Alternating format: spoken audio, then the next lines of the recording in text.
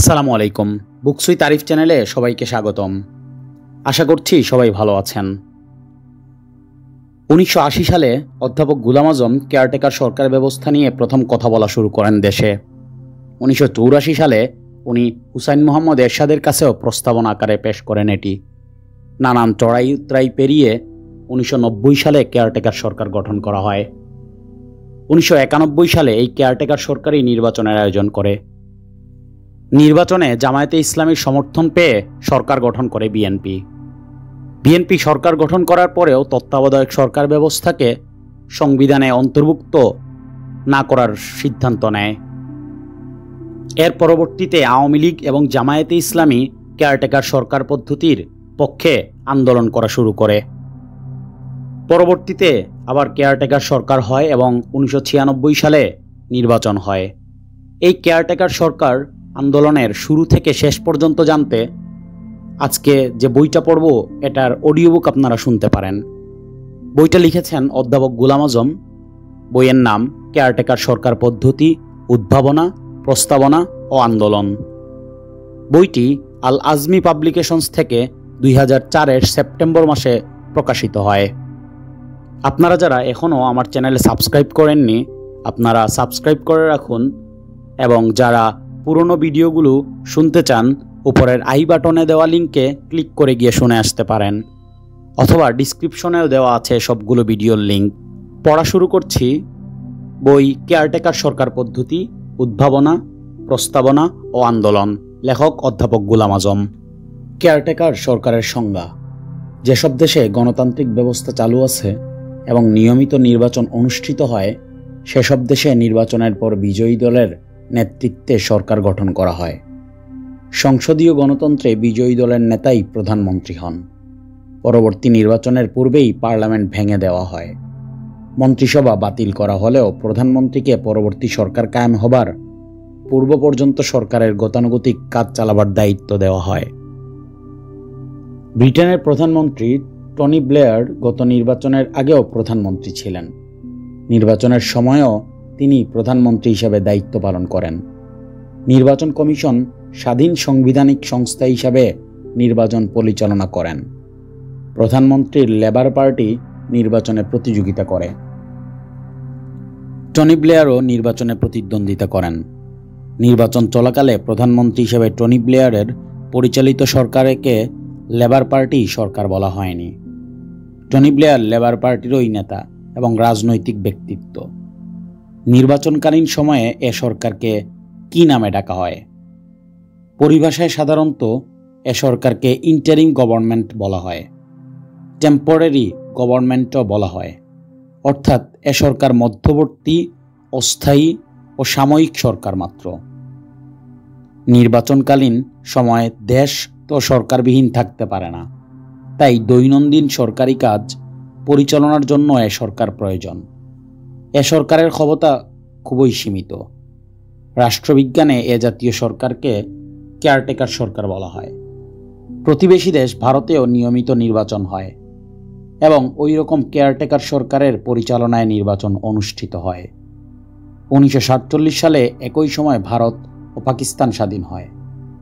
স্বাধীন রাষ্ট্র হিসাবে পাকিস্তান কায়েম হলেও সেখানে এ গণতান্ত্রিক ঐতিহ্য গড়ে ওঠেনি। স্বাধীন দেশ হিসাবে বাংলাদেশের অভ্যুত্থানের পর শেখ মুজিব সরকারের পরিচালনায় 1973 সালের সংসদ নির্বাচনে অল্প কয়েকটি আসন ছাড়া 300 আসনের সব কয়টি আওয়ামী লীগ দখল করে নেয়। ওই নির্বাচনকে দেশে ও বিদেশে কেউ নিরপেক্ষ নির্বাচন বলে মনে করেনি। প্রেসিডেন্ট জিয়াউর রহমানের আমলে 1979 সালে অনুষ্ঠিত সংসদ নির্বাচনে জিয়াউর রহমানের দল 2/3 আসনেরও বেশি দখল করে।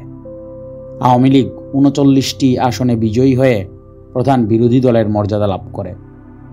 মুসলিম লীগ, জামায়াতে ইসলামী ও নেজামে ইসলামী পার্টি মিলে আইডিএল বা ইসলামিক ডেমোক্রেটিক লীগ নামে নির্বাচনে 18টি আসন পায়। এ নির্বাচন সম্পূর্ণ নিরপেক্ষ না হলেও 73-এর নির্বাচনের মতো একচেটিয়া সিট দখলের অপচেষ্টা করা হয়নি। জিয়াউর রহমান দূরদৃষ্টিসম্পন্ন ও অত্যন্ত বুদ্ধিমান ছিলেন। নির্বাচনে যত দল যোগদান করেছে সেসব দল প্রধানগণ যাতে সংসদে আসেন সেদিকে খেয়াল রেখেছেন। জিয়ার শাসনামলের প্রধানমন্ত্রী শাহ আজিজুর রহমান ঢাকা বিশ্ববিদ্যালয়ে আমার সিনিয়র হলেও সমসাময়িক হিসাবে কিছুটা সম্পর্ক ছিল। পরবর্তীতে রাজনৈতিক অঙ্গনে বন্ধুত্ব গড়ে ওঠে। প্রধানমন্ত্রী থাকাকালে যোগাযোগ ও সাক্ষাৎ হতো। তার কাছ থেকে জিয়াউর রহমানের রাজনৈতিক ও নির্বাচনী পলিসি সম্পর্কে কিছু জানার সুযোগ পেয়েছি। তিনি জিয়ার নির্বাচনী পলিসির প্রশংসা করতে গিয়ে জানালেন যে দলীয় প্রধানগণ যাতে সংসদের বাইরে আন্দোলন করা প্রয়োজন মনে না করেন সে উদ্দেশ্যে তাদেরকে নির্বাচিত হবার সুযোগ দিয়েছেন। সর্বহালার দলের তোয়াহা প্রথম ভোট গণনায় পরাজিত হওয়া সত্ত্বেও শেষ পর্যন্ত নির্বাচিত বলে ঘোষণা করা হয়। এ দ্বারা বোঝা গেল যে জিয়াউর রহমানের ইচ্ছার বিরুদ্ধে কারো বিজয়ী হওয়া সম্ভব হয়নি। শেখ মুজিবের নেতৃত্বে আওয়ামী লীগ রাজনীতি ও নির্বাচনকে বাকশালী স্বেচ্ছাচারে পরিণত করল।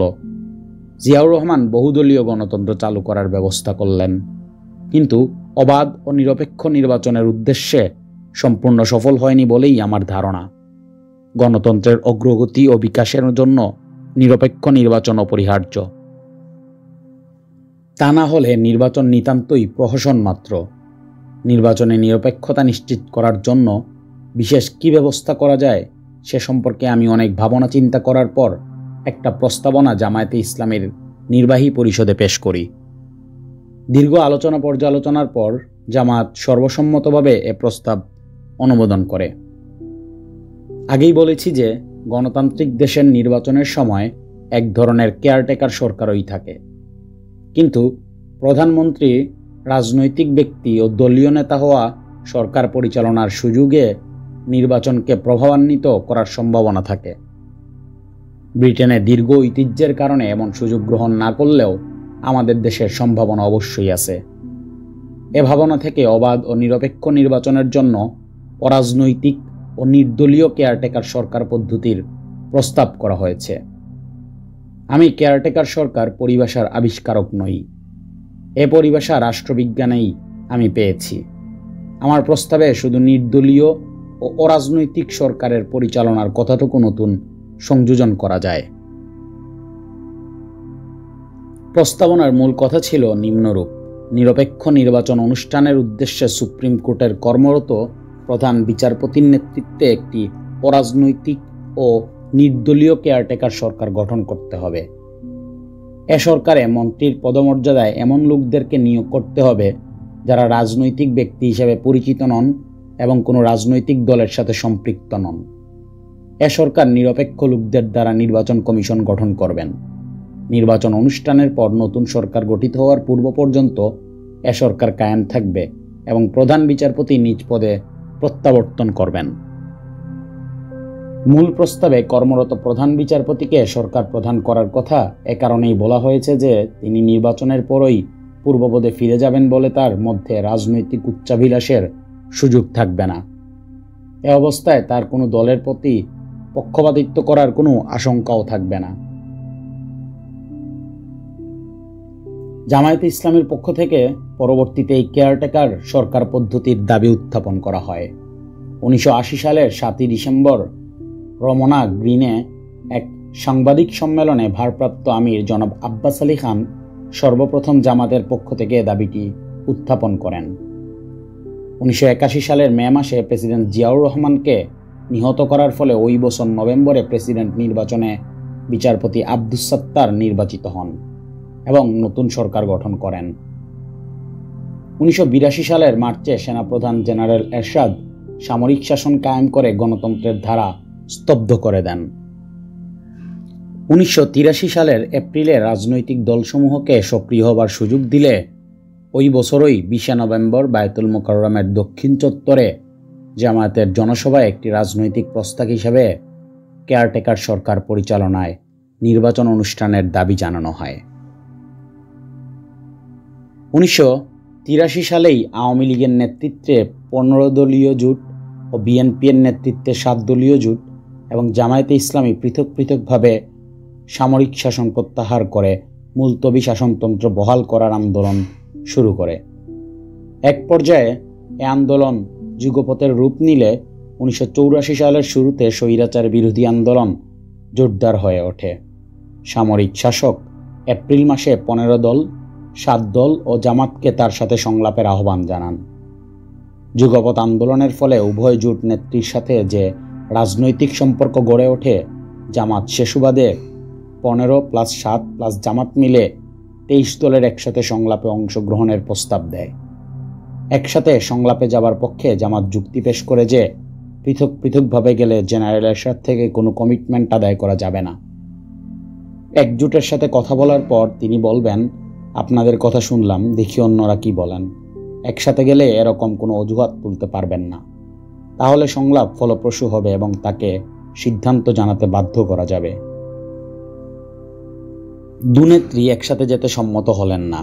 জামাত দুনেত্রীর নিকট প্রস্তাব দিল যে সবাই একসাথে সংলাপে না গেলেও সবাই যদি একই ভাষায় একই রকম দাবি জানায় তাহলেও সংলাপ সফল হতে পারে। উভয় নেত্রী বললেন, ওই দাবিটি লিখিতভাবে দিলে আমরা জোটের বৈঠকে বিবেচনা করব। জামাত সংলাপে পেশ করার দাবিটি লিখিত আকারে দুনেত্রীকে দেবার পর তারা কেউ তা পছন্দ করবেন কিনা জানা গেল না। 10 এপ্রিল জামাতের ভারপ্রাপ্ত আমিরের নেতৃত্বে 7 সদস্যের ডেলিগেশন জেনারেল এরশাদের সাথে সাক্ষাৎ করে ওই লিখিত দাবিটি পেশ করে যা দুজোট নেত্রীকে দেওয়া হয়েছিল। ওই দাবিনামাটির সারমর্ম নিম্নরূপ: সেনাপ্রধান হিসেবে শপথ নেবার সময় আপনি যে শাসনতন্ত্রের হেফাজতের দায়িত্ব নিয়েছিলেন তা মুলতবি করে এবং নির্বাচিত সরকারকে উৎখাত করে ক্ষমতা দখল করার কোনো বৈধ অধিকার আপনার ছিল না। শাসনতন্ত্র বহাল করে নির্বাচনের মাধ্যমে নতুন সরকারের হাতে ক্ষমতা তুলে দিন। এ ব্যাপারে দুটো বিকল্প পদ্ধতি অবলম্বন করতে পারেন। 1, আপনি যদি নিজে নির্বাচনে প্রতিদ্বন্দ্বিতা করতে চান তাহলে সুপ্রিম কোর্টের কর্মরত প্রধান বিচারপতির নিকট ক্ষমতা হস্তান্তর করুন। তার নেতৃত্বে একটি অরাজনৈতিক ও নির্দলীয় কেয়ারটেকার সরকার নিরপেক্ষ নির্বাচনের ব্যবস্থা করুক। এ নির্বাচনে জনগণ আপনাকে নির্বাচিত করলে আপনি দেশ শাসনের বৈধ অধিকার পাবেন। 2, যদি আপনি ঘোষণা করেন যে আপনি নিজে নির্বাচনে প্রার্থী হবেন না এবং কোনো রাজনৈতিক দলের নেতৃত্বে থাকবেন না, তাহলে আপনাকেও কেয়ারটেকার সরকার হিসাবে গ্রহণ করতে আমরা সম্মত। নির্বাচনের পর আপনি পদত্যাগ করবেন এবং নির্বাচিত সরকার দেশ পরিচালনার দায়িত্ব পালন করবে। এ দাবির জবাবে তিনি বললেন, আপনাদের কথা শুনলাম, অন্যদের কথা শুনবার পর সবার প্রস্তাব একসাথে বিবেচনা করব। জনাব আব্বাস আলী খান সংলাপের পর বঙ্গভবন থেকে সরাসরি জাতীয় প্রেস ক্লাবে এসে সাংবাদিকদের নিকটই লিখিত দাবির কপি বিলি করেন। 15 দল ও 7 দলীয় জোটের সাথে আলোচনা শেষে 17 এপ্রিল জামাতের ডেলিগেশনের সাথে দ্বিতীয় দফা সংলাপে জেনারেল এরশাদ একটু উম্মার সাথে বললেন, আপনারা কোথায় পেলেন কেয়ারটেকার সরকারের অদ্ভুত পদ্ধতি? দুজোটের কেউ আপনাদের দাবি সমর্থন করে না। 28 এপ্রিল পর্যন্ত সংলাপ শেষ হওয়ার পর 29 তারিখে এরশাদ সাহেব দাপটের সাথে জাতির উদ্দেশ্যে ভাষণে বললেন, রাজনৈতিক দলগুলো তো বিভিন্ন রকম দাবি জানিয়েছে যে আমি কার দাবি গ্রহণ করব। তাই অবিলম্বে উপজেলা চেয়ারম্যান নির্বাচন অনুষ্ঠিত হবে। 15 দলীয় ও 7 দলীয় জোট এবং জামাতের যুগপৎ আন্দোলনের মূল দাবি ছিল উপজেলা নির্বাচন নয়, সর্বাগ্রে সংসদ নির্বাচন চাই। এ দাবিতে আন্দোলন জোরদার হওয়ায় এরশাদ সংলাপের ডাক দিতে বাধ্য হন। সব দল যদি একসাথে সংলাপে যে একই দাবি এক বাক্যে পেশ করতে সক্ষম হতো তাহলে ওই বছরই দেশ স্বৈরশাসন থেকে হয়তো মুক্তি পেত। সংলাপ ব্যর্থ হয়ে যাওয়ায় আন্দোলন স্থিমিত হয়ে গেল এবং এরশাদ উপজেলা নির্বাচন করিয়ে ক্ষমতায় আরও মজবুত হয়ে বসার সুযোগ পেলেন। এরশাদের সাথে সংলাপ ব্যর্থ হয়ে গেলে বিনা বাধায় 84 সালের মে মাসে উপজেলা চেয়ারম্যান নির্বাচন করা সরকারের পক্ষে সহজ হয়ে গেল।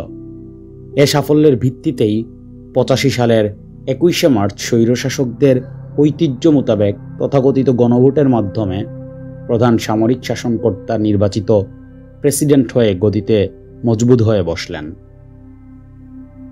1975 সালের শেষ দিকে যুগপৎ আন্দোলনের আবার সূচনা হলো।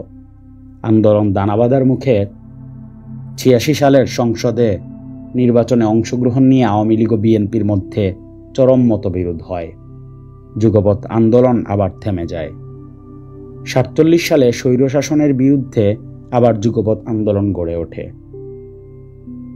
86 সংসদে নির্বাচনে বিএনপি অংশগ্রহণ না করায় তারাই এই আন্দোলনের অধিকতর সংগ্রামে ভূমিকা পালন করে। 6 ডিসেম্বর জামাতে ইসলামীর 10 সদস্য বিশিষ্ট সংসদীয় দল তাদের নেতা অধ্যাপক মুজিবুর রহমানের নেতৃত্বে স্পিকার জনাব শামসুল হুদা চৌধুরীর নিকট যে পদত্যাগপত্র পেশ করেন।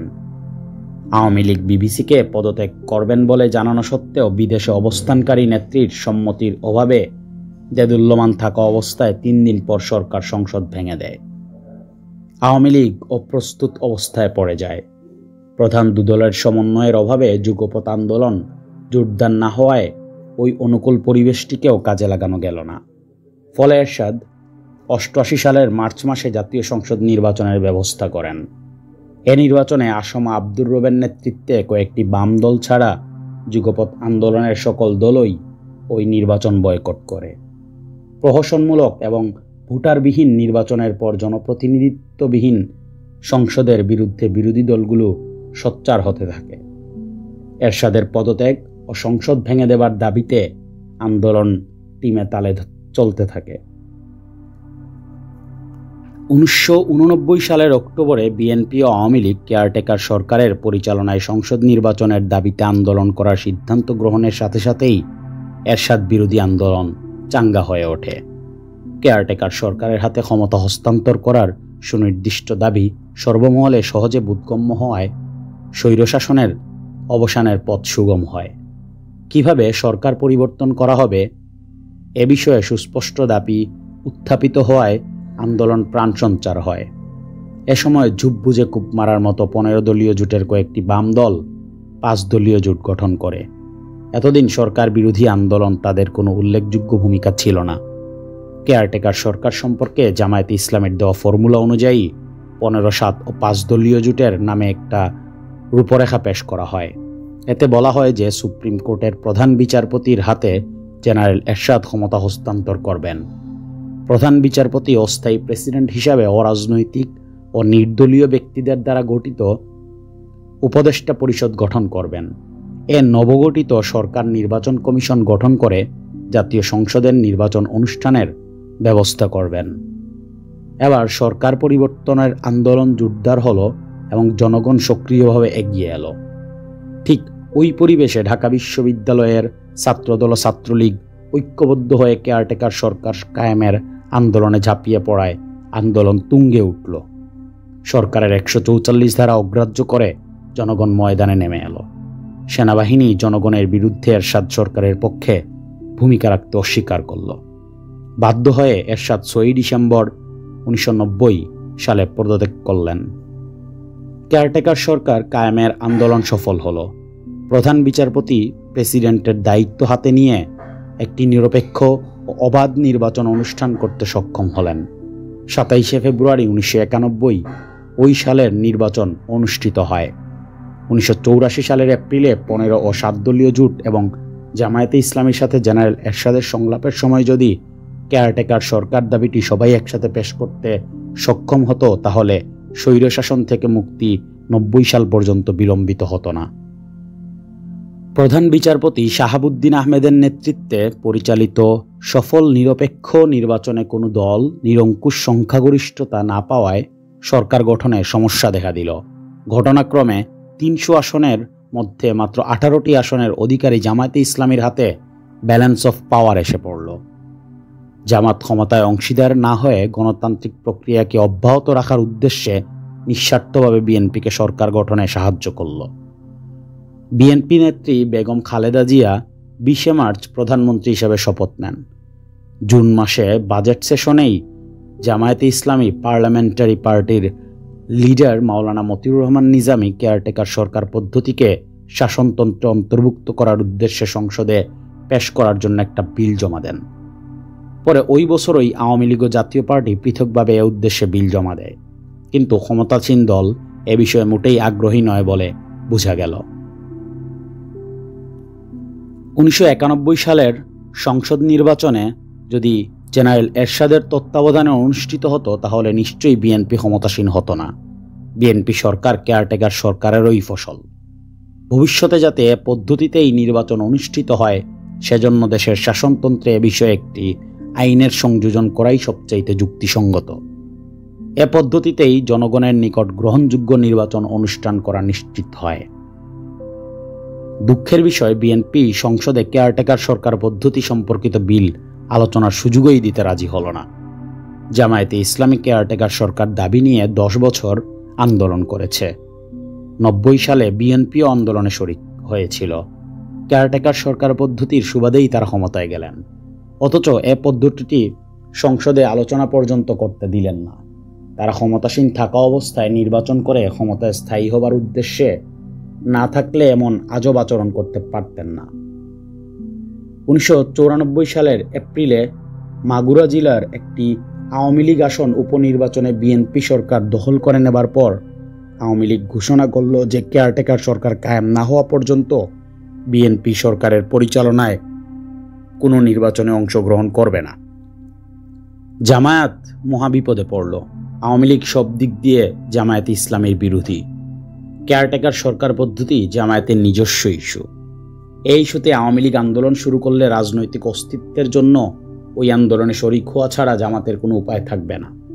তাই বিএনপি নেত্রীর নিকট আকুল আবেদন জানানো হলো যেন কেয়ারটেকার দাবিটি মেনে নেন এবং আওয়ামী লীগের সাথে এ দাবিতে আন্দোলন করার জন্য আমাদেরকে ঠেলে না দেন। জামায়াতে ইসলামী নিজেদের রুচি ও ইচ্ছার সম্পূর্ণ বিরুদ্ধে আওয়ামী লীগের সাথে যুগপৎ আন্দোলনে শরিক হতে বাধ্য হলো। জাতীয় পার্টি এ আন্দোলনে সক্রিয় ভূমিকা পালন করে। আন্দোলনের দাবি এটাই ছিল যে কেয়ারটেকার সরকার কায়েম না হলে বিএনপি সরকারের পরিচালনায় কোনো নির্বাচনেই আমরা অংশগ্রহণ করব না। এ সত্ত্বেও বিএনপি 1996 সালের ফেব্রুয়ারিতে সংসদ নির্বাচনের ব্যবস্থা করল। রাজনৈতিক দল এ নির্বাচন বর্জন করল। একদলীয় নির্বাচনে প্রায় 50টি আসন কোনো প্রতিদ্বন্দ্বিতাই হল না। এ জাতীয় নির্বাচন কোনো মহলেই বৈধতা পেতে পারে না। এ সুযোগে রাজনৈতিক উচ্চাভিলাষী প্রশাসনিক কর্মকর্তারা সচিবালয়ে বিদ্রোহ করে বসল এবং রাজনৈতিক মঞ্চে পর্যন্ত আরোহণ করল। বিএনপি সরকার পদত্যাগ করতে বাধ্য হল এবং সংসদে কেয়ারটেকার সরকার পদ্ধতি আইন পাশ করে পরবর্তী নির্বাচনের পথ সুগম করে দিল। এভাবেই কেয়ারটেকার সরকার দাবির আন্দোলন চূড়ান্তভাবে সফল হল। 1980 সালে উত্থাপিত এ দাবিটি 16 বছর পরে হলেও শেষ পর্যন্ত পূরণ হল।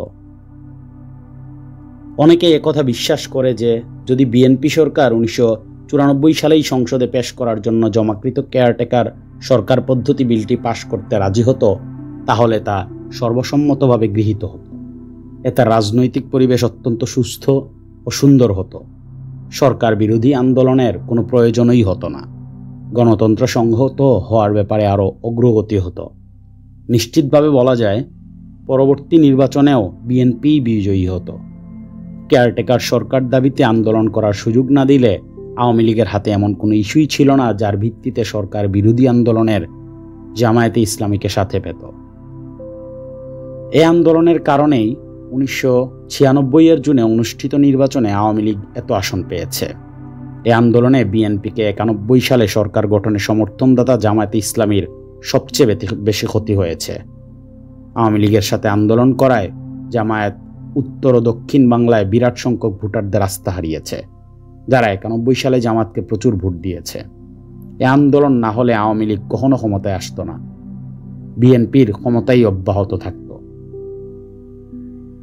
একথা কেউ অস্বীকার করতে পারবে না যে কেয়ারটেকার সরকার পদ্ধতি না থাকলে আওয়ামী মুসিবত থেকে জাতি 2001 সালে নির্বাচনের কিছুতেই মুক্তি পেত না। এ পদ্ধতি থাকা সত্ত্বেও আওয়ামী লীগ সরকার ক্ষমতায় ফিরে আসার জন্য আটঘাট বেঁধে নিয়েছিল এবং ক্ষমতায় ফিরে আসার ব্যাপারে সুনিশ্চিত ছিল। যদি মহামান্য প্রেসিডেন্ট, কেয়ারটেকার সরকার, নির্বাচন কমিশন, প্রশাসন ও সশস্ত্র বাহিনী সম্পূর্ণ নিরপেক্ষ না হতো তাহলে জাতি আবারও আওয়ামী দুঃশাসনের খপ্পরে পড়ত। আমাদের দেশে একটি এমন রাজনৈতিক মহল রয়েছে যারা সবকিছুর কৃতিত্ব দাবি করে গৌরবজনক মনে করে। যাদের সত্যিকার কৃতিত্ব থাকে তাদের নিজেদের ঢুল নিজেদেরকেই পিটাতে হয়। যাদের আসলেই কোনো কৃতিত্ব থাকে না তারাই দাবি করার মাধ্যমে কৃতিত্ব জাহির করে থাকে। ওই মহলটি কেয়ারটেকার সরকার পদ্ধতির আবিষ্কারক ও উদ্ভাবক বলে দাবি করতে সামান্য লজ্জাও বোধ করেনি।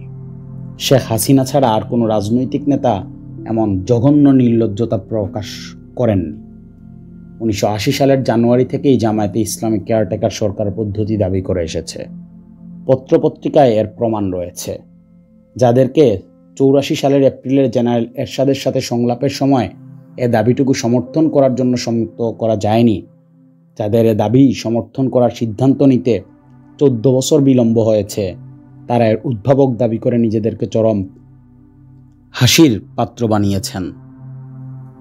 একথা আমি অবশ্যই স্বীকার করি যে 1994 থেকে 96 সালের কেয়ারটেকার সরকার দাবির আন্দোলনে আওয়ামী লীগ শরিক না হলে বিএনপিকে দাবি মেনে নিতে বাধ্য করা সম্ভব হতো না। যার যতটুকু কৃতিত্ব তা সবারই স্বীকার করা উচিত। যেসব দেশে গণতান্ত্রিক ঐতিহ্য গড়ে ওঠেনি সেসব দেশের জন্য নির্দলীয় ও অরাজনৈতিক কেয়ারটেকার সরকার পদ্ধতি একটি আদর্শ হিসাবে গণ্য হতে পারে। এ ব্যাপারে বাংলাদেশ মডেল স্থাপন করেছে। এর প্রতি তৃতীয় বিশ্বের আগ্রহ সৃষ্টি হওয়া স্বাভাবিক। এ পদ্ধতি দেশে চালু না হলে 1991, 1996 ও 2001 সালের কোনো একটি নির্বাচনও নিরপেক্ষ হতো না। জেনারেল এরশাদের স্বৈরশাসন আরও কতদিন জাতির গর্দানে চেপে থাকত তা কে জানে। প্রধান দুদলের যারাই ক্ষমতাসীন হতো তাদের পরিচালনায় নির্বাচন অনুষ্ঠিত হলে নির্বাচনের মাধ্যমে ক্ষমতার পরিবর্তন হতো না। বিশেষ করে আওয়ামী লীগ একবার ক্ষমতাসীন হলে আবার বাকশাল মার্কা শাসন ব্যবস্থাই চালু হতো এবং 15ই আগস্ট মার্কা বিপ্লব ছাড়া তা থেকে মুক্তির কোনো পথই পাওয়া যেত না। তাই যতদিন জাতীয় সংসদে পদ্ধতি পরিবর্তন করতে সক্ষম না হয় ততদিনই নিরপেক্ষ নির্বাচনের স্বার্থে এ পদ্ধতি চালু থাকবে। সংবিধানই এর নিশ্চয়তা দিবে। আমরা পড়া শেষ করলাম কেয়ারটেকার সরকার পদ্ধতি উদ্ভাবনা, প্রস্তাবনা ও আন্দোলন বইটি লিখেছেন অধ্যাপক গোলাম আজম। যারা এখনও চ্যানেলটি সাবস্ক্রাইব করেননি আপনারা সাবস্ক্রাইব করে বেল আইকনে প্রেস করে রাখুন যাতে আপনারা প্রতিদিন নতুন নতুন ভিডিও পেতে পারেন।